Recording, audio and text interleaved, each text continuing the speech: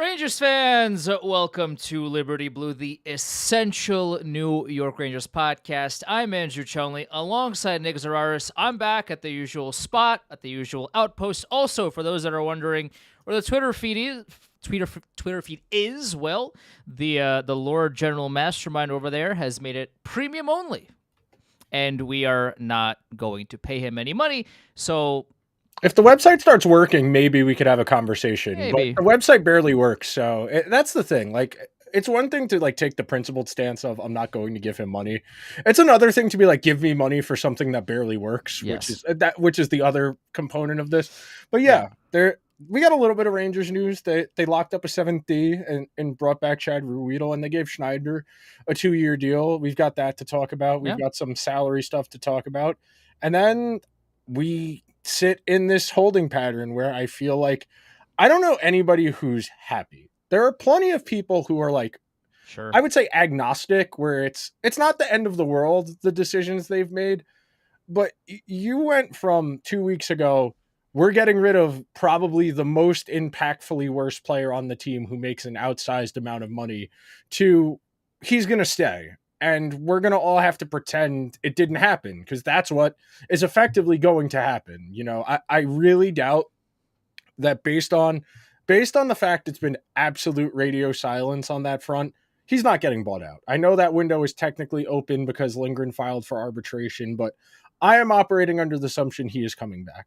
I am operating under the assumption, like we talked about last week, that there will be the redemption narrative centered around him to start next season of he had a difficult offseason. He wasn't sure if he was going to be here or not, but he stuck to his contractually obligated guns, and he's very excited to prove everybody wrong. That is going to be the official narrative, that he's here to prove everyone wrong.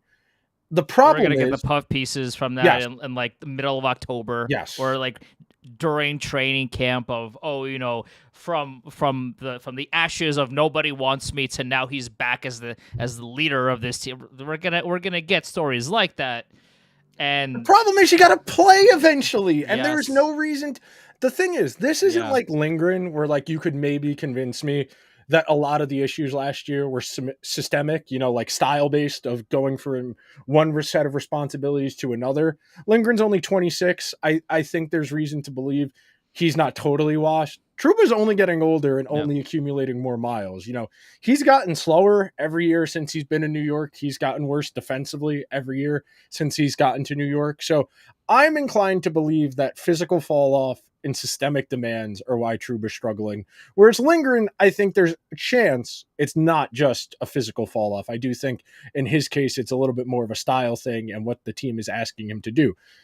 Eventually he has to play, and that's the issue here. Nobody has a problem with Jacob Trouba the person. Nobody has a problem. We've said this every time we've talked about him. Like we don't have an issue with him as a human being.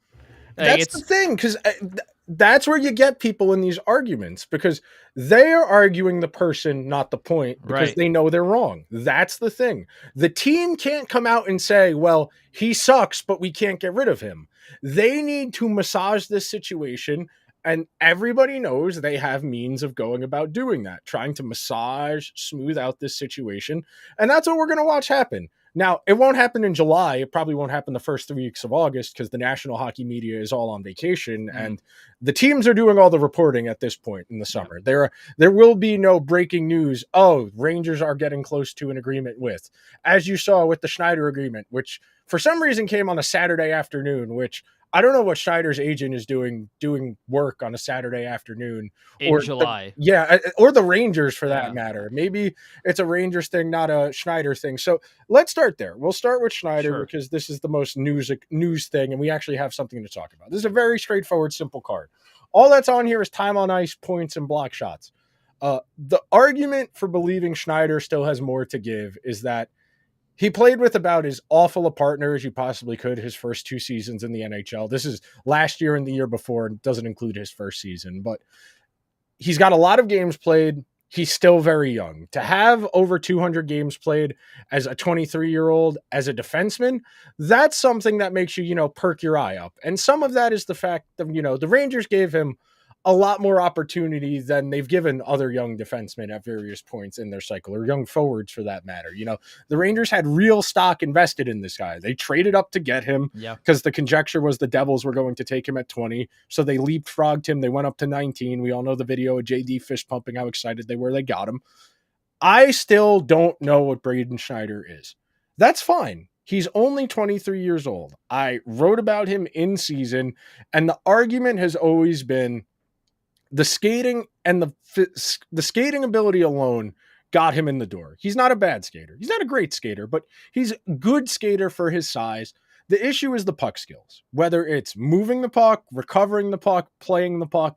That's the issue here. And I remember we had a conversation during the season about where the disconnect is, because when he gets the puck and he skates it, he's not terrible with it. In the offensive zone, he's not terrible. But when it comes time to make one pass in the defensive zone or to win a loose puck, he cannot do it for whatever reason. His puck skills in the defensive zone in terms of transitioning from defense to offense are not good enough. And some of that you can chalk up to partner issues, playing with Ben Harper, playing with Libor Hayek, playing with Patrick Nemeth. Those are reasonable excuses. It would be hard for any defenseman, especially a young guy still developing, to know what he is. Sure. To know who he's playing with. Last year, though, he got run with Gus. He got run with K'Andre Miller. And the results underlying wise, still not particularly impressive. And some of that is team. The Rangers are never going to have great underlying numbers because of the way they play. But if Schneider is supposed to be this player the Rangers think he is, I don't want to say this is it because this is a 2-year contract, but this is his window. Either he proves he's a top 4 guy and that next contract is, 6 years, $7.5 million per year, or they try and find a way to move him in a year and a half because he's not what they need him to be. And based on the way the Rangers have handled him up until this point, I believe they're going to give him every single opportunity to prove he's, a 3 or a 4 when he might just be a 5. And there's nothing wrong with him being a 5, but that means you do need to find a 3 or a 4.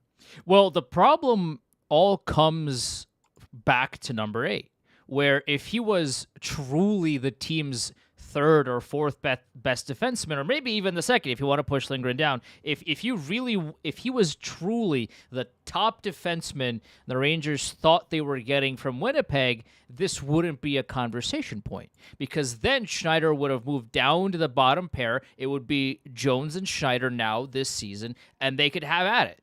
But because Trouba has been so bad, and even Peter Laviolette, after 3 entire head coaches, has finally figured out that Miller Trouba don't work together and they have to break them up, even though he went back to that pair in the playoffs. Trouba is not a top 2 defenseman. He's not a top 4 defenseman, which makes Schneider's work even harder than it is, because when he was a rookie in the NHL, he was paired with just trash can teammates, partners on the blue line. Ben Harper, a little bit later on, just not an NHL defenseman, just not good for Schneider's development. And even this season with Erik Gustafsson, who was way better than anybody he's played with before for the most part, he was still a Jekyll and Hyde player, where a lot of times you didn't know what kind of which side, which version of Erik Gustafsson you would get game in and game out, shift in and shift out a lot of times as well. And that's not good for his development either.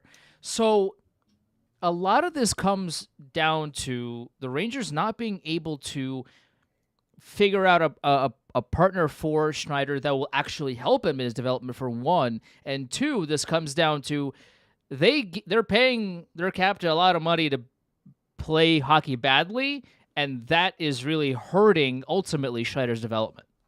I'm going to build off of that thought. So one of the real issues they have with Schneider, and here, I'll pull this up because I can actually back up what I want to say here.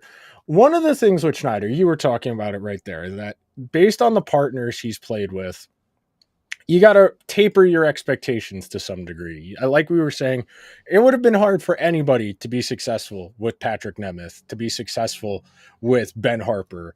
And I think part of the reason a lot of Ranger fans, I don't want to say turned on, but grew tired of Erik Gustafsson is that Gustafsson's limitations were very glaring. It wasn't that they were decision things, it's that he was physically incapable of doing certain things. He couldn't really win loose pucks, he couldn't battle in front of the net. He could recover the puck and break it out, but beyond that, you weren't getting a whole lot. And where is it here? I need the forwards and defensemen, and I will share this screen. Yeah, well, also the problem with Gustafsson is just, like I said, I said a second ago, where he would have moments of brilliance, and then he would have moments of like, who is this guy off the street the Rangers got to play hockey? He's a very strange hockey player from that perspective, and I always wonder how a player like that can have an extended career in the NHL, because like the skills are there. Obviously the skills are there, because if you didn't have the skills, you wouldn't have shining moments occasionally. Like they wouldn't appear at all. But at the same time, like, bro, how are you, like, that stretch in November when Adam Fox went down for a few weeks and it was the Gus show? He was outstanding. My man's was defending well. He was really the leader with the puck on the blue line. He was doing everything. And then once Adam Fox came back, it was like 1 second he's really good. The next he's like, I feel like my grandmother could play better. What's going on? Like, where is the consistency? And that also doesn't help somebody like Schneider, who is young and still trying to figure out the minutia of his game on a nightly basis. I will push back ever so slightly on that with as far as Gustafsson, because he was good at what he was asked to do. The problem became when you asked him to do more than that. And that's the thing with these specialist type players who are good at one thing. If you ask them to do anything other than that, they are going to have a hard time. So I will agree. I will partially disagree. The thing I wanted to pull up here and build off of your point, it's not only that he's playing with Gustafsson, he's playing with Ben Harper, he's playing with Patrick Nemeth. It's that when he's out there, he's also playing with lower quality forwards as well. You look at Schneider's minutes, Panarin and Trocheck, those are blue, less ice time. Zibanejad, Kreider, blue, less ice time. So we're talking Cooley, Kakko, Brodzinski, Bonino, Roslovic, Wenberg. We are not talking about him getting considerable ice time with play drivers. And when you're a defenseman whom probably isn't the best puck mover, and you are playing with forwards who are not going to be able to really contribute to helping you in transition, it puts a lot more burden on him and on Gustafsson to be able to go from defense to offense cleanly. Because somebody like Cooley or Vesey or Brodzinski, etc., they're not going to be able to receive the one breakout pass, get out of trouble, and then keep going to the next zone. Instead, you get a lot of the alley-oops, you get the rims along the boards, and that's why the third and fourth line at points, more so the fourth line. I'll give credit where it's due. The third line wasn't as bad about this, but the fourth line, pinned in their own zone, can't win a loose puck. They're out there with Schneider, with Gustafsson, with Trouba, with Miller. They can't recover the puck, so they can't get it to the forwards. Because the forwards can't skate it out of danger, that puts more pressure on the defenseman to make that first pass perfectly. Because these aren't the most skilled players, there's a reason they're on the third or second pair, it creates kind of a trickle-down effect where because the defense can't win loose pucks, it puts more pressure on the forwards to contribute defensively. Because they're contributing more defensively, they're not in as good a position to be able to transition from defense to offense. It's all interconnected. And when you think about it one-dimensionally in terms of, oh, this guy messed up or that guy messed up, it's doing a slight disservice because it's not. Because the game state is so fluid that if you only chalk it up to, oh, well, Gustafsson did this. Well, Gustafsson did this because of what was in front of him, or Schneider did this because of what's in front of him. And that's been the real problem for the Rangers the last few seasons. And it was something that in stretches this year, they were good about, playing team hockey where everybody's in the frame, pass, defense to offense, neutral zone, offensive zone, playing with a real synchronicity. Yeah, synchronicity. Yes. Yeah, words are hard sometimes. Synchronicity that they hadn't. You think about the team 2 years ago, the last year under Gallant, it was fire wagon hockey. It was long stretch passes, trying to play defense as little as possible without really having that neutral zone play you needed for a commensurate level of success offensively. And last year when the Rangers were at their best, they were playing as little defense as possible, going from defense to offense quickly. And as the season went along, the older habits started to kick in. They went in that rough spell, January, February. then they got going. They went on that, I think it was 14-game winning streak, 13-game winning streak at one point from the end of February into March, and they really got going. And it was good for a while there. And then they met one team that was able to outwork them. And that's kind of the conundrum with someone like Schneider. And I understand the Rangers being bullish. Like I said, 206 at regular season games. That doesn't include 3 playoff runs. 206 regular season games at 23 years old. That's a lot. Yeah. Like at some point, I'm going to have to go and look where that is in that draft class, because that's got to be in the upper echelon, especially amongst defensemen. Sure. And that's the reason that's the reason for optimism. I'm not prepared to say one thing or another, but the puck skills need to improve if you want to seriously consider him for the role that the Rangers probably think he's ready for. That, and if you want the pairing to be K'Andre Miller and Braden Schneider, you at that point have to let the leash loose a little bit, because then at that point you have to understand that both of them are capable of moving the puck with it on their stick. They're not terrified of the puck like someone that is, let's say, Ryan Lindgren, somebody that just doesn't know what to do with the puck when they have it. Schneider knows what to do, especially in the offensive zone. He's capable of making that pass or making that play. He doesn't do it with the consistency that we would like, and hopefully within the next year or so, we'll see a little bit more of that. K'Andre Miller also has the ability. We've seen the dynamic plays every now and again where he just takes the puck and he says, "Get out of my way, I'm going to score," and then he does it. Like he has that ability. So both of these guys possess some puck control qualities. Now it's a matter of letting them go, especially if you're Laviolette looking at Braden Schneider, where he's 23 years old, and if Braden Schneider wants to develop into a better puck mover, somebody that is more confident with the puck, either on their stick or about to be on his stick, then you have to let him go a little bit. You have to concede, okay, well, if you want him to get better offensively, well, there's only so many ways you can do that in a game. If you want him to be better offensively, then he has to take more risks. I don't need him to be better offensively. I need him to be better at the puck is here. I got it. I need to move it. That's the issue. What he does in the offensive zone, if he gives you 25 points, that's great. The points aren't what matters for a guy like him. You don't want him falling into the problems that Trouba has, where under the hood, everybody can recognize the issues. But the casual hockey fan and the national hockey media guy says, "Oh, he's 7th in the league in hits and 3rd in the league in block shots. Loves to hit people. And he throws big hits in the neutral zone." That's what you don't want Schneider to become. I don't think he will.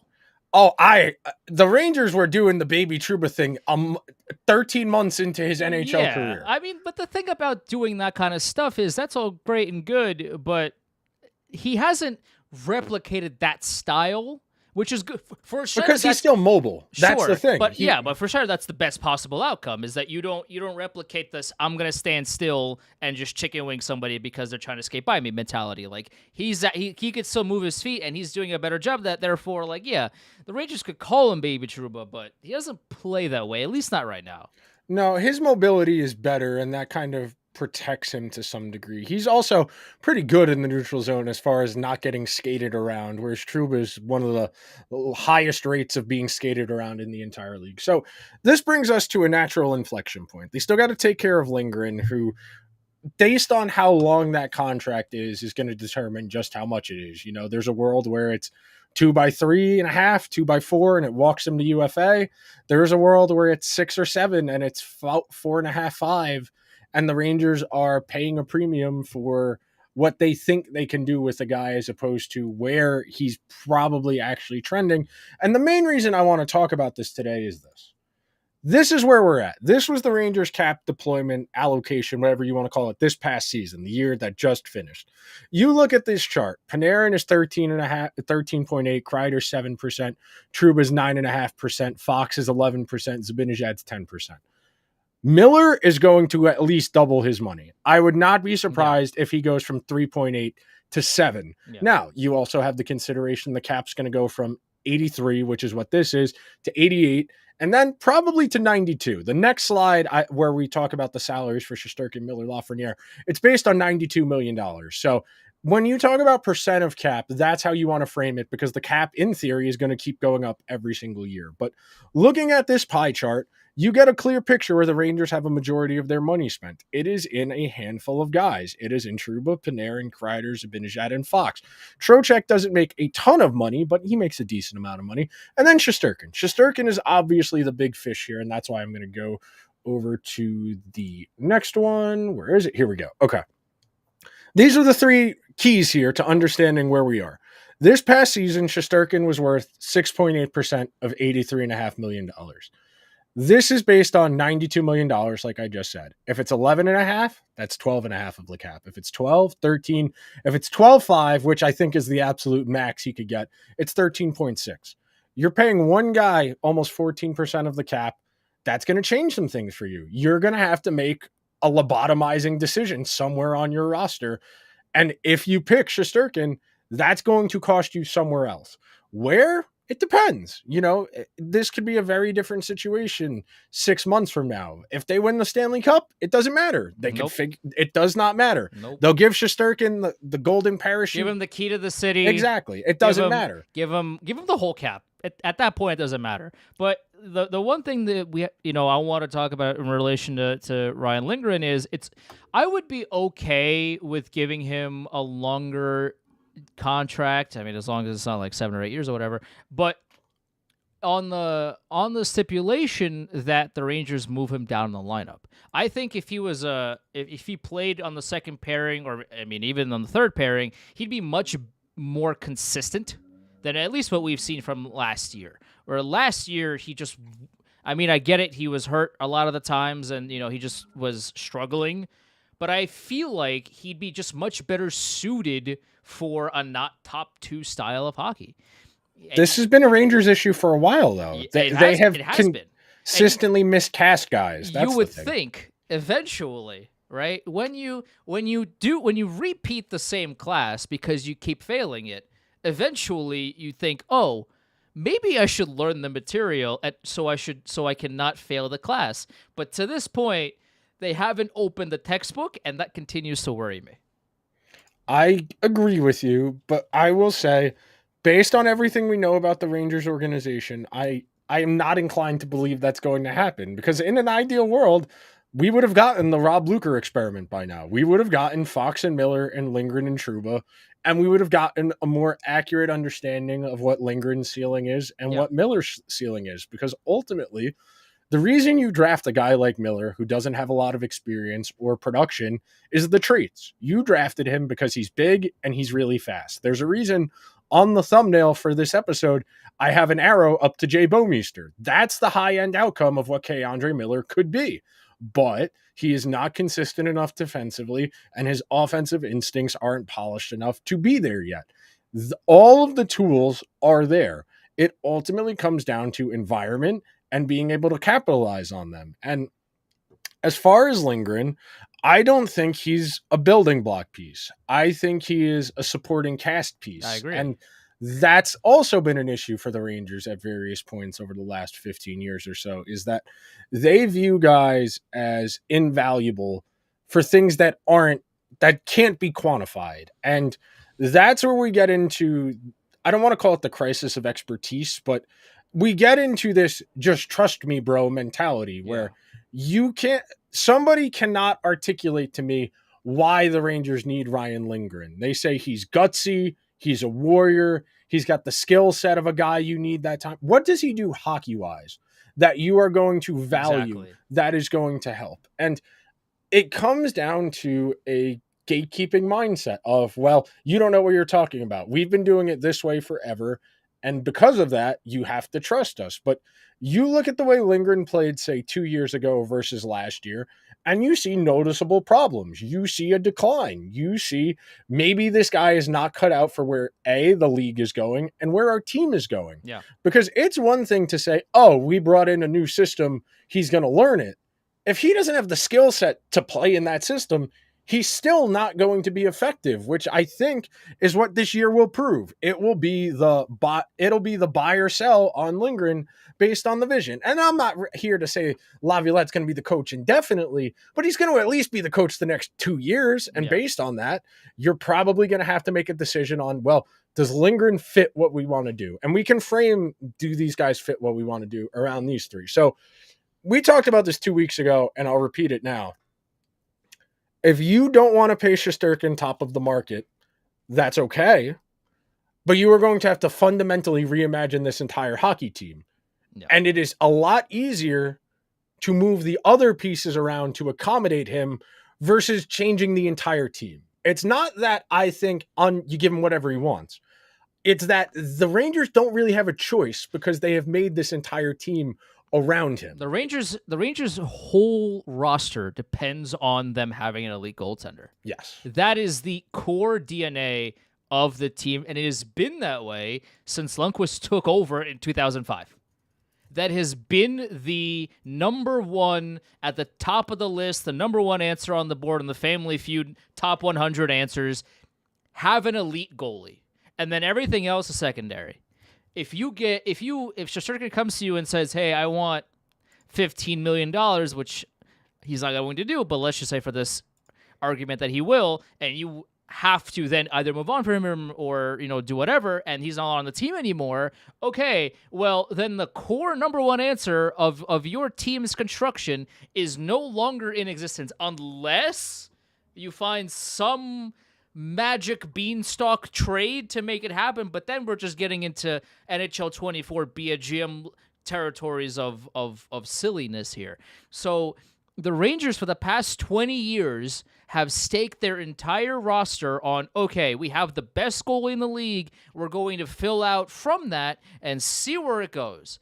So based off of that, there's no feasible way for me to see the Rangers have anybody be the starting goalie for this team besides Shesterkin. Now, again, he could go to Chris Drury and say, give me your firstborn child and also 45% of the cap, to which Drury will obviously say no to, and they'll have to figure it out. But I kind of don't think that's going to happen.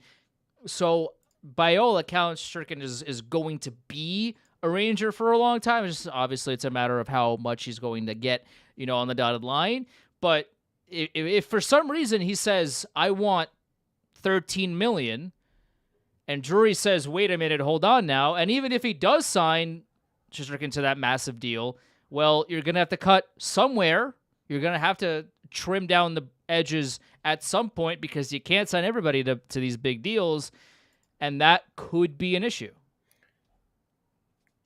The only conceivable way I could see them trading Shesterkin is if Drury gets fired and it's a different GM. That is the only way I could see it. And even then, I don't think you would take this job on the premise that you're going to rebuild the team. I think that's the only way you could justify making that type of move, because the alternative is a lot more difficult. Yeah. And you're never going to get a great return on a goalie. I mean, some of it is the team's fault. The Flames could have gotten a lot more than fucking Kevin Ball. Kevin Ball stinks, and they got a lottery protected first round pick in Kevin Ball for a goalie who's flirted with the Vezina like 3 times in the last 7 years, and that's it. I struggle to see a world where it's doable, which means the Rangers are going to have to suck it up and pay whatever the increase is. Yeah. If it's 12, if it's 12 and a half, they're going to have to hold their nose, and they're going to have to figure it out on the other end somewhere else on the roster. The Rangers are not abundant in cheap guys. They haven't reached the stage of contender status where guys who are chasing cups are coming here for the minimum. You kind of got that last year with Blake Wheeler and Jonathan Quick, but those are not the same caliber of players as some of the other teams out there, like the Panthers, like the Oilers have gotten for cheap. The Rangers don't have Jeff Skinner for $3 million. They don't have Connor Brown for $1 million. They don't have Matthias Janmark for $1 million. They're paying a lot for a lot of guys. They got a few ELCs, and the restricted free agent clock, if you're looking on YouTube, is on your screen right now. This is your shot here, because Lafreniere's jump, if Lafreniere has, the 70, 80-point season that some people are kind of forecasting, he's undoubtedly asking for triple his money. Sure. He only made 2.3 last year. And he got the added benefit of just kind of thumbing his nose at everybody who was talking shit about him for, being a kid. We talked to Sam Rosen before the season. Yeah. We asked, like, wait, what is Lafreniere going to do this season? Is there concern? And Sam at the time was very like, oh, well, he's still young. He's going to improve. But if he doesn't, there's a problem. He essentially said that. And then Lafreniere said, I don't care about any of this. I'm going to go score, 60 points or however much it was. Like, my man's heard everything and really took it to another level, which was great to see. I mean, like, he was by and large a big X factor on this team this season, and he exceeded all expectations. Agreed. Paying Lafreniere is going to come down to one thing: where the other money is. You think about this in order of priority. Well, we just established the foundational principle of this team is Shesterkin.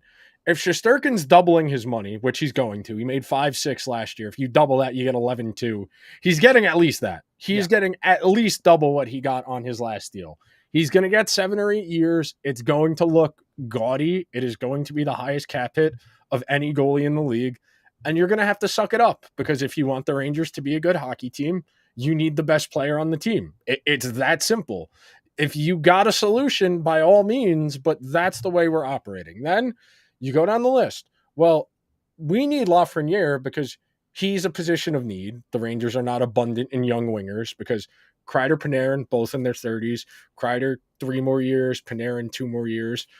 You start getting into the where do we go after this permutation of the team. Right. And that's why Lafreniere is kind of essential. You can't just go, oh, well, what about Perreault? What about Othman? Okay, that's great. That's 2 guys. You still need 6 other wingers to play with those guys. And you could say all you want, Cooley, Matt Rempe. That's great. Cooley and Matt Rempe are in your top 6. You're playing with the Sharks. You're not a good hockey team if you're playing Will Cooley in your top 6. Not to say Will Cooley can't do it on occasion, but he doesn't profile as a 60, 70-point guy you need if you want to be close to him. He's a good third-line player. He's a great fourth-line player. Yes. But he's one of those guys where if you need a great fourth-line player to play top 6 minutes, you got a problem. Yes. That's kind of the Rangers' conundrum here, because as you get further down the road, and the Rangers seem pretty resolute in sticking with at least the expensive pieces on this team for one more season, until you figure out what the next iteration of the team is going to be, what post Zibanejad, Trocheck, Kreider, Panarin is going to be, you got to have Lafreniere in your forecast. He's doubling his money is on a bridge. He's probably tripling his money, and if he plays well, he's getting a long-term extension. I would think Drury gives him a long-term deal now. I would not. I don't know, because I would think if they were going to do that, that would be in the wind that was in the Rangers cards, because even if it wasn't like close, it would be out there to kind of get the ball rolling. And that's the benefit of using the hockey media to get your agenda out there is, oh, well, if it's out there, that means there's opportunities here. And then the last thing on Lafreniere before we shift to Miller, he is your one blue chip young guy. You can say Perreault all you want. Until he's in the NHL, I am always going to have an air of skepticism about anybody coming from college, junior, or Europe. I have been okey-doked way too many times to believe, oh, seamless transition, automatic top 6. Perreault very well could be a great player. That is 2 to 3 years away from happening. Brennan Othman, I'm not convinced is a top 6 player on a good team. Probably going to get some real run in the NHL this upcoming season, but not something you can bank on going into the near future. And again, we talk about what this team looks like 2-3 years from now. Lafreniere will be 25 at that point. That's when you're at your sweet spot. 25, right. 26, 27. Those are your best years statistically, value-wise. And then statistically, it's usually 29, 30, 31. But at this point, it sounds crazy to say considering where we were 12 months ago, but Lafreniere is an essential building block of the team going into the future. There is no long-term vision of this team without Lafreniere, without Shesterkin, because they need the cost certainty of the cost control. Like even if Draisaitl gets there, McDavid gets there, they still need guys to play with. It's not happening, by the way. Andrew, I'm aware, but I'm not saying it. I'm not saying it to you. You know that, yes. Nick. I'm not saying it to you. I'm saying it to people that are hopeful, people that are like, oh, but what if I could have a boat, or I could have what's in this box. It could be anything. Could even be a boat. It's like, yeah, I guess, but it's not happening, guys. I hate to shatter the hopes and dreams, but that's not happening. If there's a star player out there, the Rangers will likely try to be involved. Sure. If you want to acquire one of those star players, you need to have guys for them to play with. That's kind of the issue. The Rangers will always be involved on good players if they can be. The problem is you need to have a team. The Rangers can go after whoever you want. Yeah. They need quality pieces. And a guy like Lafreniere, who has shown incremental improvement each season he's been in the NHL, got his first real run playing with good players, played really well, was third on the team in goals with basically no power play time, led the team. I was second on the team or third on the team in even strength goals, one of the highest rates of 5-on-5 goal scoring in the entire NHL.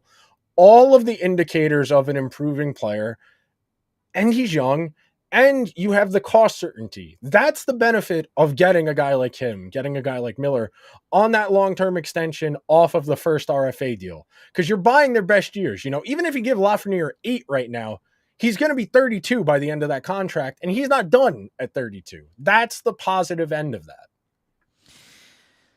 It's one of those situations where the Rangers, they have to figure out what their long-term I don't think they're thinking about that. That's the problem. But what I'm saying is that is one of, if not the most important objective of these next couple of months, is you have to understand that, okay, this is the team now, and this is what the team is going to have to look like 2 years from now when some of the biggest pieces of the Rangers' future will have new contracts. This is, okay, Lafreniere, let's say he has a great year this season and a great year the season after that. He's gonna get paid big time. K'Andre Miller, hopefully, if all goes well, he gets better the next 2 seasons as well, and then in 2026, he gets paid as well. Okay, so now you have Shesterkin making big bucks, Laffy making big bucks, and K'Andre Miller making big bucks. Now, what does the team look like after that? The Rangers have to, I'm sure, listen, this is an NHL organization. I would have to think that at some base level they are formulating these conversations already and are formulating these blueprints. But that's really one of the most important questions that they have to ask themselves long term is, okay, we have some of these young guys.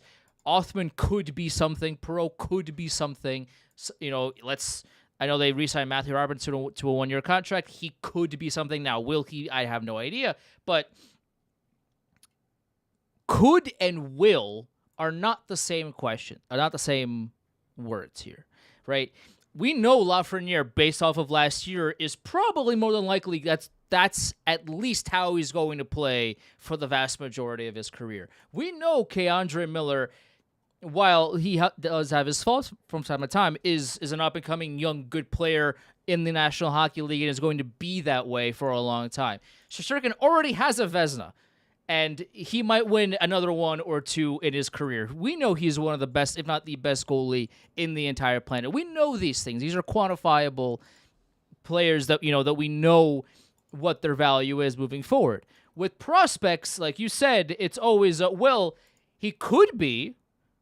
Perreault could be very good in the NHL. I'll believe it when I see it. That's always my rule. Could be very good. Right, exactly. By all accounts, obviously, both of us hope that Perreault, Othman, these guys are going to be great NHL players down the line when they get here. But we don't know that until Perreault puts the jersey on, plays 82 games, and he has 50 points. I'm making this up. But we won't know how good these people are until they actually suit up and show us. The projections are all well and good, but let's see it before we pencil anybody in. It's very hard for somebody to come in to play third line minutes, no power play, and get stats.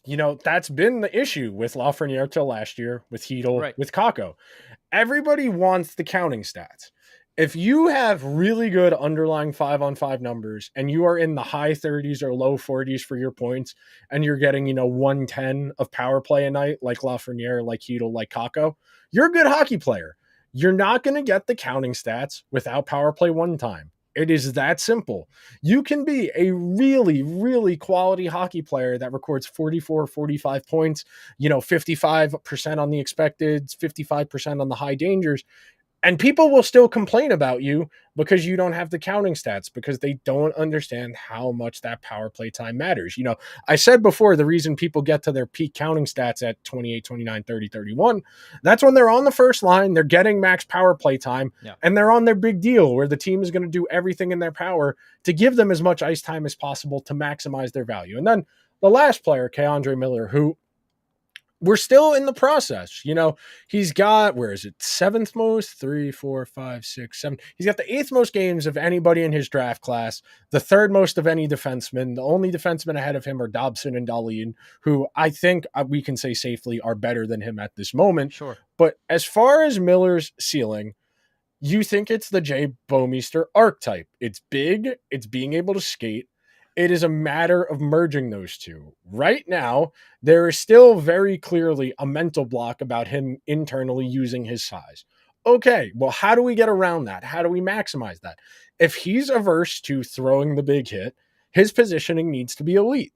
He needs to find ways to minimize the need to throw that big hit, to use poke checks or just his body to put himself in a position to force the other team to either slam on the brakes, move the puck, etc. Until he gets better decision-making, until he gets that process, where it's secondary nature. Because there are times where I can think of at least 3 or 4 times this year where I was at a Ranger game, someone was skating at him with the puck, and he just didn't move. He kept back skating towards the net, and he didn't cut outside to force the person to the outside. He didn't reach his stick. He didn't throw his arms up. He just kept skating backwards and never took any initiative to try and break the play up. And some of that is the way that pair is structured in trying to play things as safe as possible. But at some level, if those traits are ever going to be what they're supposed to be, he needs to be in a situation to put them to use. And that's really been the big issue here. There are the flashes, but there are plenty of okay hockey players who flash every now and then. Every hockey player is capable of doing something that looks cool every now and then. The difference between a good and an average player is being able to do it a lot. The difference between a good and a great player is the great player can do it all of the time. Right now, I would say K'Andre Miller is trending in the right direction. But at a certain point, the returns are not going to continue to grow as much as they have year over year. And then you're going to get to a point of, well, what can we pay a defenseman who doesn't put up counting stats, who we think is a project, who we think is getting better, but we don't know how much better he can actually get. And this is where you get in trouble. When you start paying defensemen who don't put up stats, who don't have counting stats, you run into a situation where you're the Canucks, where you have Tyler Myers, you have OEL, and you have Quinn Hughes. Well, we can't pay all 3 of these guys, so we've got to get rid of them. So we got to buy one of them out, and then we got to ride out the end of this Tyler Myers contract. And I'm not saying K'Andre Miller's Tyler Myers. I'm saying that the archetype is close enough that, well, we shouldn't go giving him a 6-year deal worth $6.5, $7 million, unless we're sure he can be an elite defensive defenseman, which I'm not convinced he can be. I think the question that I have, and I don't know the answer to this question, and it's something that I would like somebody that coaches up-and-coming players to give me more insight on, because we know that K'Andre Miller was a forward until late in his, teens, I think it was. In high school. He was not a defenseman from day one. So I wonder, because when you play a position from early on, you develop a lot of your IQ in the early stages of your development. When you are, let's say you're a winger, IQ is not the right word. Instincts. Instinct. Sure, let's say instinct. You develop a lot of your instinct early on in your development as a player.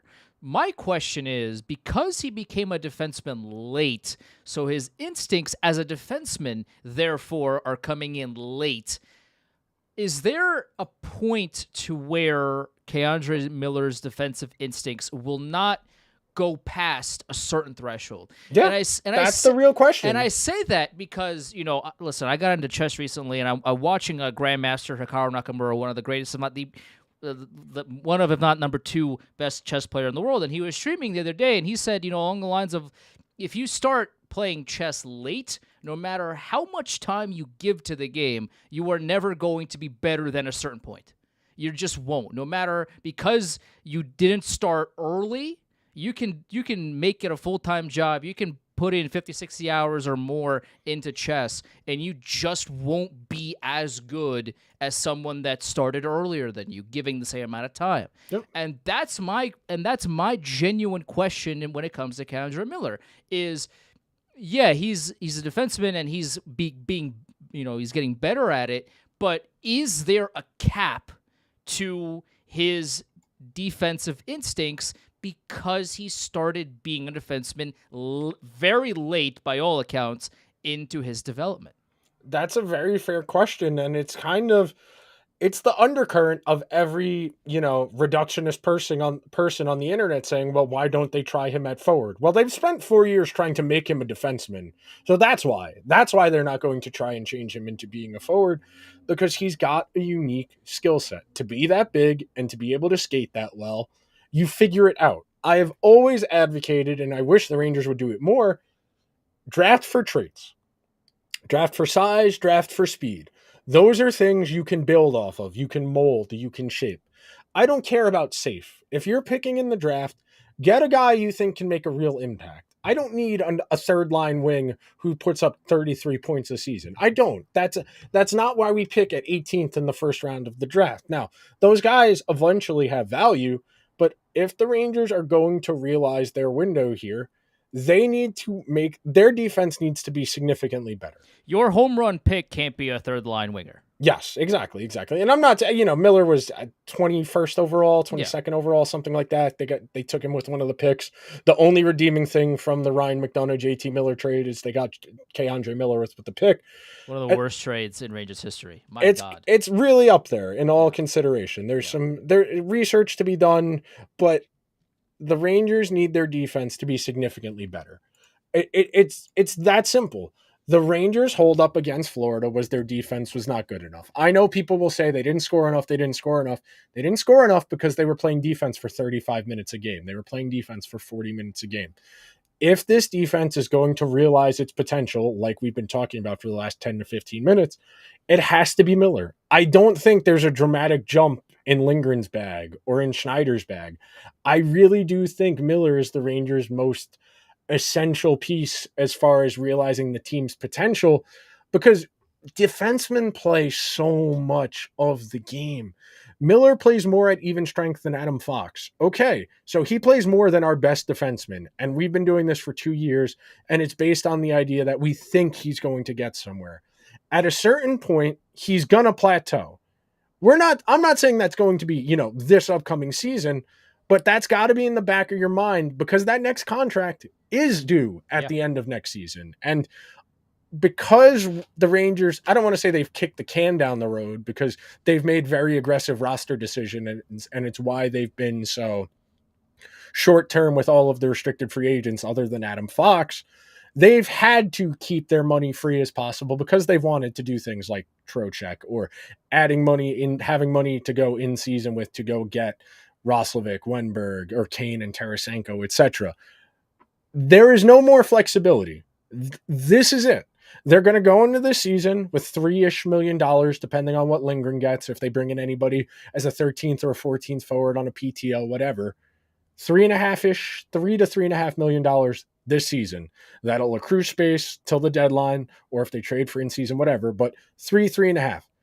Next season, going into, they will have, at a starting point, $8.5 million of space. You're going to forecast about a $5 million increase, that $3 million. You need extensions for for Shesterkin, Miller, and Lafreniere. That's your baseline. That is not handling the entire team. That is not filling every hole. You will have depth chart holes. You will need to give Cooley a contract. You will need to give some other guys contracts. You will need to sign some guys to fill out the bottom half of your roster. There is no more kicking the can down the road. We are a Stanley Cup contender.